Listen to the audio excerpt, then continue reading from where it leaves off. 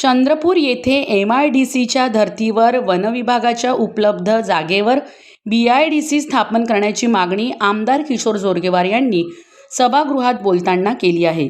या माध्यमातून बांबू कारागीर व कामगारांना उद्योग उभारण्यासाठी आवश्यक पायाभूत सुविधा, अत्याधुनिक तंत्रज्ञान, सुलभ कर्ज सुविधा, बाजारपेठेपर्यंत थेट संपर्क तसेच दर्जेदार प्रशिक्षण उपलब्ध करून दिल्यास चंद्रपूर हे केवळ उत्पादन केंद्र न राहता एक सक्षम बांबू इंडस्ट्री हब म्हणून उदयास येऊ शकते, असे ते यावेळी म्हणाले।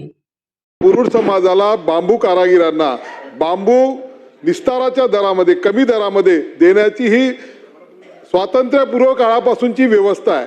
आता ती व्यवस्था 1500 बांबू आपण वर्षाकाठी एका कुटुंबाला एका कारागिराला देण्याची आपली भूमिका आहे।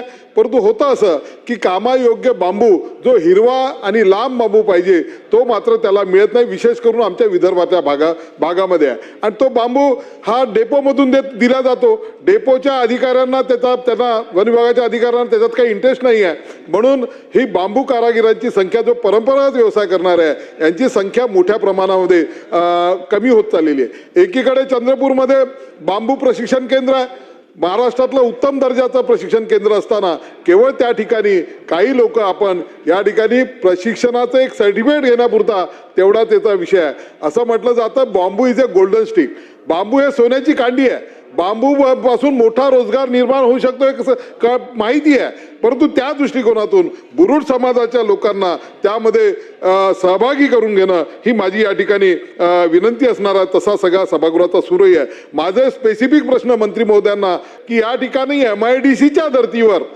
BIDC वन विभागाच्या जागेवर या ठिकाणी सरकार काही निर्माण करणार काय? त्यामध्ये बांबू कारागीर आहे त्या लोकांना त्या ठिकाणी उद्योग उभारण्यासाठी बाकी मदत करत असेल तर एक मोठा एम्प्लॉयमेंटचं केंद्र होऊ शकते आणि हा महाराष्ट्रातला जगातला हा भारतातला पहिला प्रयोग होऊ शकेल हे सुद्धा मला या ठिकाणी म्हणायचं।